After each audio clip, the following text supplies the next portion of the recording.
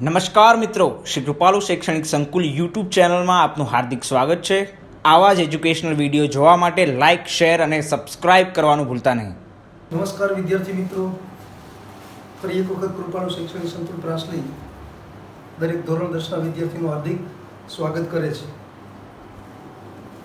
વિદ્યાર્થી મિત્રો,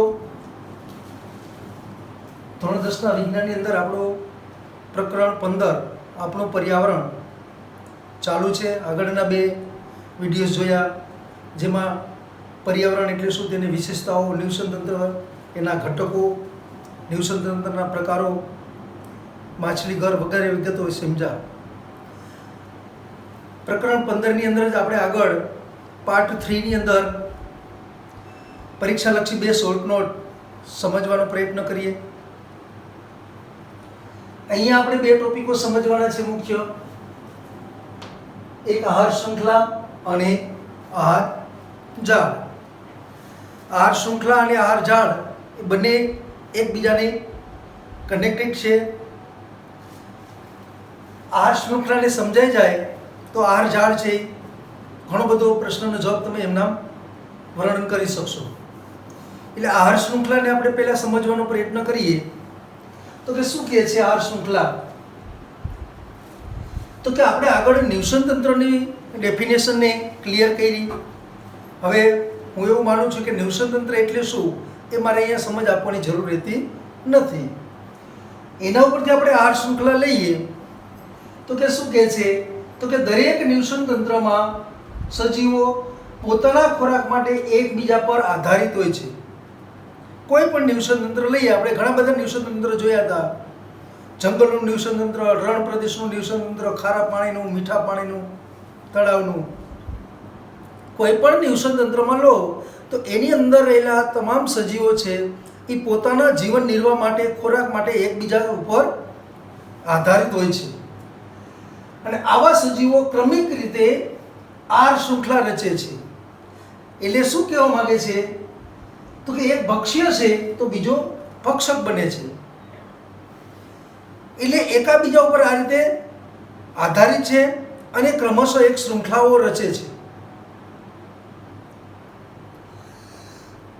પેલું ભક્ષ્ય છે તો એ ભક્ષક છે, ત્રીજા માટે બીજા નંબરનું ભક્ષક છે, ભક્ષ્ય બનશે તો આગળ ભક્ષક બનશે। આ રીતે ક્રમિક શૃંખલા રચાય છે, જે આ શૃંખલાની રચના કરતા હોય છે। દરેક નિવસન તંત્રને પોતાની નિશ્ચિત આહાર શૃંખલા હોય છે। દરેક નિવસન તંત્રની અંદર નિશ્ચિત છે। દાખલા તરીકે દરિયાનું નિવસન તંત્ર છે એ જુદું પડે છે, તો સામે જંગલનું નિવસન તંત્ર જુદું પડે છે। પેલી બાજુ દરિયાઈ નિવસન તંત્ર જુદું, રણનું નિવસન તંત્ર જુદું પડે છે। આ બાજુ પહાડી વિસ્તારનું છે, એન્ટાર્કટિકા ખંડની અંદર બરફવાળા વિસ્તારનું। તો કે દરેક નિવસન તંત્રની અંદર આહાર શૃંખલા છે ચોક્કસ નિશ્ચિત હોય છે। આ ઉપરાંત શું કહે છે તમને? તો કે આહાર શૃંખલા એ વિવિધ જૈવિક સ્તરો પર ભાગ લેનારા સજીવોની શૃંખલા છે। શૃંખલા એટલે કે ચેન, સાંકળ છે, જેને ફૂડ ચેન પણ કહી શકાય, આહાર શૃંખલા પણ કહી શકાય। તો કે શું કહે છે? તો કે આવા આહાર શૃંખલા છે એની અંદર જે સજીવો છે, ચરણો છે, તબક્કાઓ છે, અવસ્થાઓ છે, એ દરેક સ્તરો પર ભાગ લેનારા સજીવો દ્વારા એક આખી શૃંખલા રચાય છે। એટલે એક સજીવ ને આગળના સજીવ પર આધાર રાખે છે, એના પછીનો સજીવ એના આગળના સજીવ પર રાખે છે આધાર ખોરાક માટે, એના આગળ પછીનો સજીવ એના આગળના સજીવનો ખોરાક તરીકે આધાર રાખે છે। આ રીતે કડીઓ રચાય છે અને આખી સાંકળ બને છે, જેને આપણે સામાન્ય રીતે આહાર શૃંખલા કહીએ છીએ। આગળ શું કહે છે? મહત્વનો મુદ્દો છે કે આહાર શૃંખલા એ નિવસન તંત્રમાં ઉર્જાનું એકમાર્ગીય વહન અને પોષક દ્રવ્યનું ચક્રીય વહન સમજાવે છે। આ એમસીક્યુઝમાં પૂછાતો પ્રશ્ન છે, મોસ્ટ ટાઈમ પ્રશ્ન છે, વાક્યને સમજવાનો છે। તો શું કહે છે? આહાર શૃંખલાને નિવસન તંત્રમાં જે કોઈ આહાર શૃંખલા છે એમાં ઉર્જાનું એકમાર્ગીય વહન છે। પહેલા આપણે અર્ધ વાક્યને સમજીએ। એકમાર્ગીય વહન કોને કહેવું? કે દાખલા તરીકે વિશ્વમાં મુખ્ય ઉર્જાનો સ્ત્રોત એટલે સૌર ઉર્જા છે। એ સૌર ઉર્જા લીલી વનસ્પતિની અંદર હરિતકણો દ્વારા પ્રકાશ સંશ્લેષણની ક્રિયા કરીને એ સૌર ઉર્જા છે રાસાયણિક ઉર્જા રૂપે વનસ્પતિમાં પ્રસ્થાપિત થાય છે. એટલે કે સૂર્યમાં જે ઉર્જા છે એમાંથી અમુક હિસ્સો 1% જેટલો ઉર્જા છે એ વનસ્પતિમાં આવે છે. હવે એ વનસ્પતિને ખાનારા સજીવો, તો કે દાખલા તરીકે તૃણાહારી સજીવો જેવા કે સસલા છે, હરણ છે, ગાય છે, એ માત્ર ઘાસ ખાઈને જીવે છે. તો કે સૌર ઉર્જા છે એ વનસ્પતિમાં ઉર્જામાં રૂપાંતર થઈ. વનસ્પતિમાં જે ઉર્જા આવી એ ઉર્જા તૃણાહારી પ્રાણીઓમાં આવી, અને તૃણાહારી છે એનું ભક્ષણ કોણ કરે છે? તો કે માંસાહારી સિંહ, વાઘ, દીપડા, ચિત્તાઓ. તો કે એને માંસ તરીકે આરોગ્ય અને ઉર્જા કેનામાં ગઈ? તો સિંહ, વાઘની અંદર. અહીંયા ખાસ એ ધ્યાન રાખવાનું છે કે સૌર ઉર્જાનો જથ્થો છે એમાંથી અમુક હિસ્સો જ વનસ્પતિમાં આવ્યો. વનસ્પતિમાં જેટલો હિસ્સો આવ્યો એના કરતાં ઓછો હિસ્સો તૃણાહારીમાં ગયો, એના કરતાં ઓછો હિસ્સો માંસાહારીમાં ગયો. આવું શું કામ બન્યું? તો કે દાખલા તરીકે સૌર ઉર્જા છે એ વનસ્પતિની અંદર આવી રાસાયણિક ઉર્જા રૂપે, તો કે વનસ્પતિ પોતાનું જીવન નિર્વાહ માટે અમુક ટકા ઉર્જા વાપરી નાખશે. વનસ્પતિ પોતે પોતાનો વૃદ્ધિ વિકાસ કરશે, શિયાળો, ઉનાળો, ચોમાસુની અંદર બચવા માટેનો પ્રયત્ન કરશે, તડકાઓ, તાપની અંદર એ બચવા માટે, એમ કરીને સૌર ઉર્જામાંથી જેટલી ઉર્જા વનસ્પતિમાં અમુક ઉર્જા વનસ્પતિ ખુદે વાપરી નાખી પોતાના જીવન જીવવા માટે. બાકીની જે છે એ ઉર્જા તૃણાહારીમાં ગઈ. દાખલા તરીકે હરણમાં ગઈ કે સસલામાં ગઈ. તો કે હરણ અને સસલામાં જે ઉર્જા આવી એ ઉર્જામાંથી અમુક હિસ્સો છે એ પોતાનો વૃદ્ધિ, વિકાસ, હલનચલન, પાચન ક્રિયા, ખોરાકની જૈવિક ક્રિયાઓ, એ બધી ક્રિયામાં અમુક ઉર્જા વાપરશે. બાકીની અંદર રિઝર્વ રહી એ ઉર્જા માંસાહારી પ્રાણીમાં ગઈ. એટલે શું થયું મિત્રો અહીંયા? તો કે ક્રમશઃ ઉર્જાનો જથ્થો કેવો થતો ગયો? ઘટતો ગયો. અને કેવો થયો? વન વે, એક જ દિશામાં ગયો, રિવર્સ થતું નથી. એટલે આ વાક્ય ક્લિયર કરવાનું છે કે ન્યુટન તંત્રની અંદર જે કોઈ આર શૃંખલા છે એમાં દરેક કડીઓ જેટલી છે, જેટલી અવસ્થાઓ છે, સ્ટેપ છે, એ દરેક અવસ્થાએ ઉર્જાનું પ્રમાણ ઘટતું જાય છે અને એક જ તરફી જશે. એટલે અહીંયા શબ્દ વાપર્યો છે આપણે એક માર્ગી. આ પ્રશ્ન એમસીક્યુ તરીકે ઘણી વખત બોર્ડની એક્ઝામમાં પૂછાયેલો છે. એમાં આગળ શું વાક્ય કહે છે કે પોષક દ્રવ્યનું ચક્રીય વહન સમજાવે છે. એટલે ન્યુટન તંત્રની અંદર આર શૃંખલા બે વસ્તુનું ક્લિયર કરે છે.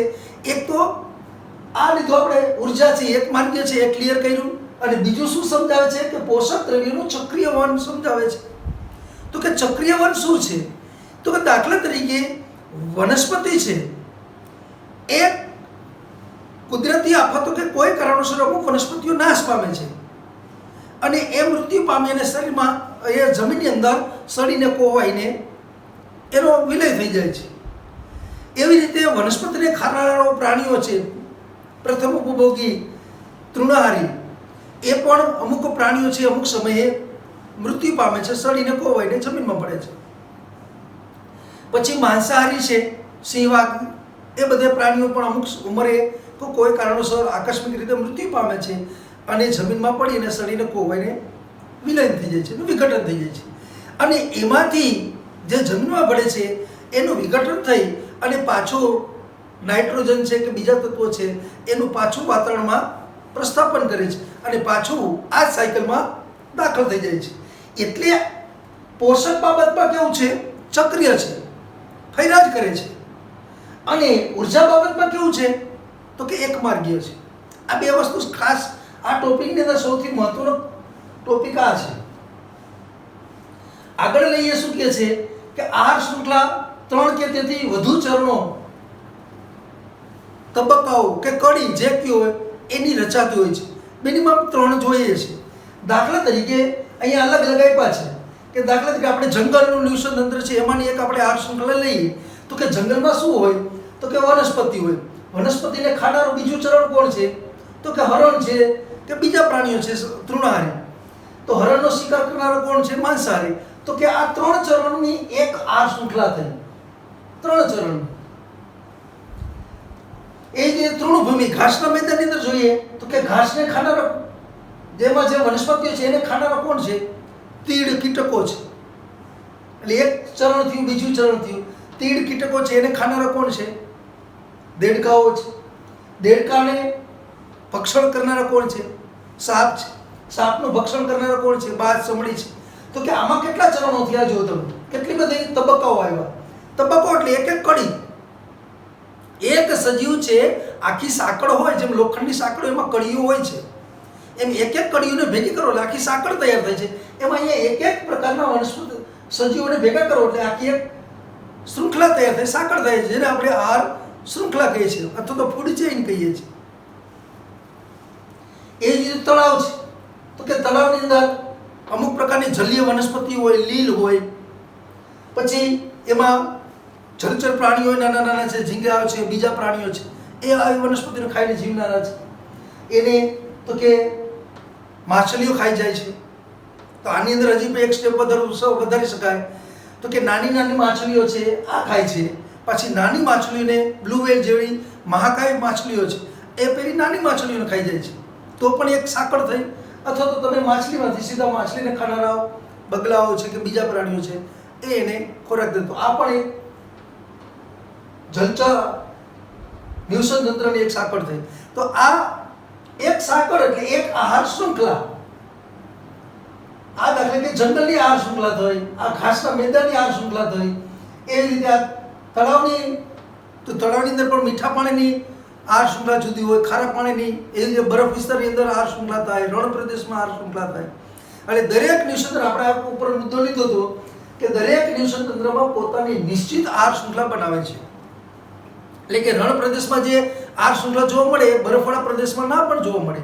દરિયાની અંદર જે નિવસન તંત્ર છે, વિશ્વનું સૌથી મોટામાં મોટું નિવસન તંત્ર એટલે ખારા પાણીનો દરિયાનું નિવસન તંત્ર છે. તો એની અંદર જે આહાર શૃંખલાઓ જોવા મળે એ મીઠા પાણીમાં તળાવ સરોવરમાં ના પણ જોવા મળે. પછી આપણે આગળ લઈએ શું કહે છે કે પોષક સ્તરોનો મુદ્દો અહીંયા સમજાવ્યો છે. તો કે અહીંયા મેં તમને ક્લિયર કરી દીધું, છતાં આપણે અહીંયા સમજીએ છીએ કે આહાર શૃંખલાના દરેક ચરણો એટલે કે કડીઓ, તબક્કાઓ એ પોષક સ્તરની રચના કરતું જાય છે. સૂર્યની ઉર્જા વનસ્પતિમાં, તો વનસ્પતિની ઉર્જાની રચના બની, વનસ્પતિમાં તૃણાનીમાં, તો તૃણાનીમાં ઉર્જા બની છે, તૃણાની માંસાહારી, એમ પોષક સ્તરની રચના કરે છે.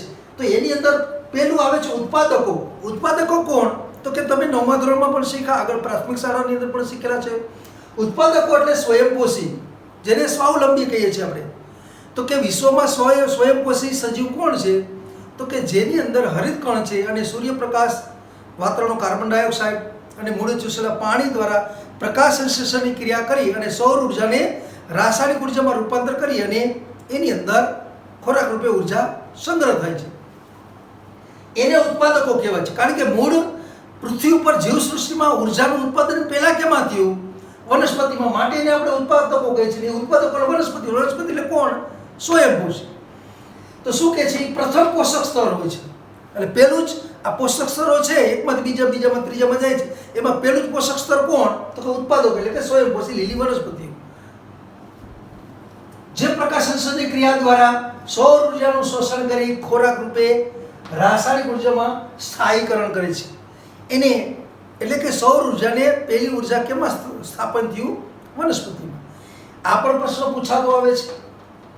તો કે સૌર ઉર્જામાંથી તો અઢળક ઉર્જા છે. સૂર્યમંડળની અંદર તાપ, ન્યુક્લિયર સલાયન પ્રક્રિયા દ્વારા એની અંદર પુષ્કળ પ્રમાણમાં ઉર્જા વિકિરણ રૂપે ઉત્પન્ન થાય છે. એ ઉર્જામાંથી 1% ઉર્જા માત્ર વનસ્પતિમાં આવે છે અને એ પોતે પોતાનું જીવન જીવે છે. અને બાકીની ઉર્જા જે છે રિઝર્વ, એ ઉર્જા તૃણાહારીમાંથી માંસાહારીમાં જતી હોય છે. પછી આવે છે બીજું ઉપભોગીઓ. પેલો ઉત્પાદકો, પછી ઉપભોગીઓ. તો ઉપભોગીઓ એટલે કે વનસ્પતિને ખાનારા આવ્યા, વિષમપોષી. એ ખોરાક તરીકે અન્ય સજીવમાંથી ઉર્જા મેળવે છે. એવા જેમ કે તૃણાહારી કે પ્રાથમિક, એટલે કે ઉત્પાદકો વનસ્પતિને ખાનારા કોણ? તૃણાહારી એટલે કે સસલા, હરણ, એ બધા. તો એને કેવા કહેવાય? પ્રાથમિક ઉપભોગીઓ. પછી એના ઉપર ધ્યાન દે, દ્વિતીય પોષક સ્તર રચે છે. એટલે આ જે છે વનસ્પતિમાંથી ઉત્પન્ન થયો, તૃણાહારીમાં પ્રાથમિક ઉપભોગીઓ, એના દ્વારા દ્વિતીય સ્તર એટલે કે વનસ્પતિની ઉર્જા સસલાએ, હરણે કરી, તો હરણ સસલાની અંદર અમુક ટકા ઉર્જાનો પોતાનું જીવન નિર્વાહ ચલાવવા માટે વપરાય, એટલું વપરાય છે, બાકીની સ્ટોરેજ થઈ. તો એ દ્વિતીય પોષક સ્તર માટે તૈયાર થઈ. એ નાના માંસાહારી કે દ્વિતીય ઉપભોગી માટે ગઈ. અને એ દ્વિતીય ઉપભોગી, જે દ્વિતીય ઉપભોગી છે એમાં જે ઉર્જા રિઝર્વ હોય ગઈ એ તૃતીય પોષક સ્તરની રચના કરી, અને તૃતીય પોષક સ્તર છે એ મોટા માંસાહારી કે તૃતીય ઉપભોગીમાં જાય છે, અને એમાં સંગ્રહ થાય છે. એ છેલ્લી એટલે કે ચોથી પોષક સ્તરનું નિર્માણ કરે છે. જીવસૃષ્ટિની અંદર એવો ક્રમ છે કે જે કાંઈ આહાર શૃંખલા રચાય છે એમાં છેલ્લી જે અવસ્થા છે, છેલ્લો ઉપભોગીઓ છે, એનો પછી ખોરાક તરીકે ઉપયોગ થતો નથી. એમાંથી ઉર્જા બીજા કોઈ પ્રાણી છેલ્લે એનું આયુષ્ય પ્રમાણે કે કોઈ કારણોસર કે કુદરતી આફતો દ્વારા મૃત્યુ પામે છે, અને સડીને કોવાઈને વિઘટન પામી અને રૂપાંતર પામીને પાછા વાતાવરણની અંદર પ્રસ્થાપિત થાય છે. એટલે કે છેલ્લા નંબરનું જે ઉપભોગી છે, ચોથા નંબરનું, એનો પછી આહાર તરીકે ઉપયોગ થતો નથી. તો અહીંયા મેં ચાર્ટ દ્વારા સમજાવ્યું છે. તો કે શું બતાવે છે ઉર્જા પોષક સ્તર? તો કે આ ભાગ છે જો પાયાનો, તો કે આ મુદ્દો અહીંયા લાગુ પડે છે. પાછો ચક્રીય વહનની અંદર એક માર્ગી ઉર્જા છે, તો સૌથી ઉર્જા વનસ્પતિમાં છે, એનામાંથી ઘટી તો કે પ્રાથમિક ઉપભોગીમાં, એનાથી ઘટતી ગઈ તો શું થતું ગયું? દ્વિતીયમાં ગયું, દ્વિતીયમાંથી તૃતીયમાં ગયું, ચતુર્થ એટલે છેલ્લો ઉપભોગ. એટલે કે અહીંયા વનસ્પતિમાંથી ઉર્જા સૌર ઉર્જા છે, સૂર્યની ઉર્જા કેમાં ગઈ? ઉત્પાદકો એટલે કે સ્વયંપોષી વનસ્પતિમાં દાખલ થઈ. એમાં પોતાનું જીવન નિર્વાહ ચલાવતા વૈદ્ય એટલે આમાં ગઈ, આમાં એનો જીવન નિર્વાહ ચલાવતા વૈદ્ય એટલે આમાં ગઈ. એટલે કે દરેક અવસ્થામાં ઉર્જા કેવી થતી ગઈ? ઘટતી જાય છે. એટલે આ મુદ્દો થયો આપણો આહાર શૃંખલાનો. એવી ને એવી આપણે બીજી શોર્ટ નોટ લઈએ, 2 નંબરની છે આહાર જાળ.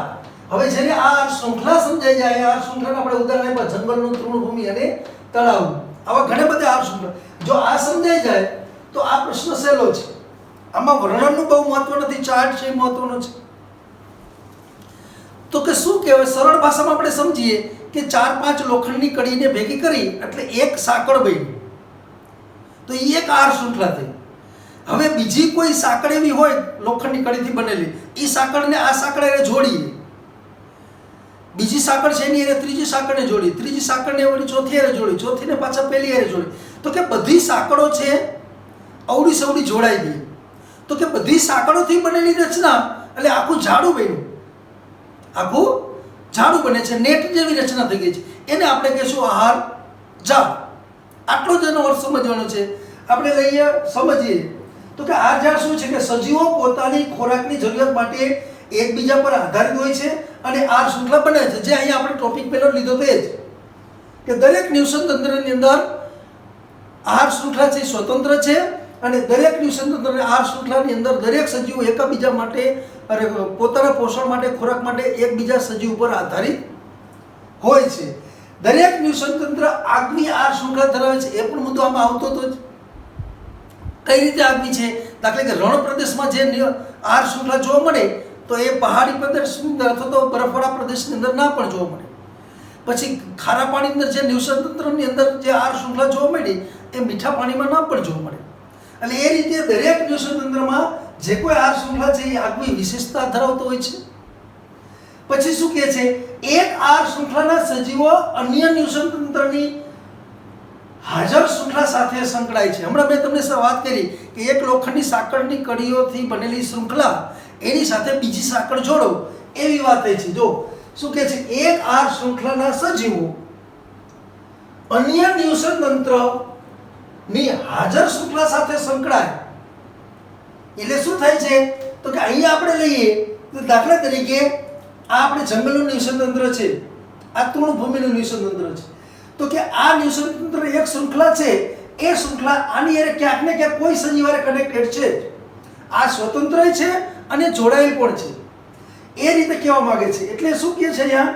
તો કે જે કયા કોઈ પણ નિવસન તંત્ર એક આહાર શૃંખલા છે, એ જ નિવસન તંત્ર બીજી આહાર શૃંખલા હોય એની સાથે જોડાઈ જાય છે, અને આવી આહાર શૃંખલા એક સાથે બીજી, બીજા સાથે ત્રીજી, ત્રીજા સાથે ચોથી, એમ બધી આહાર શૃંખલાઓ જોડાતી જાય અને એક આખી ઝાડ જેવી રચના બનાવી નાખે, જેને આપણે આહાર ઝાડ કહીએ છીએ.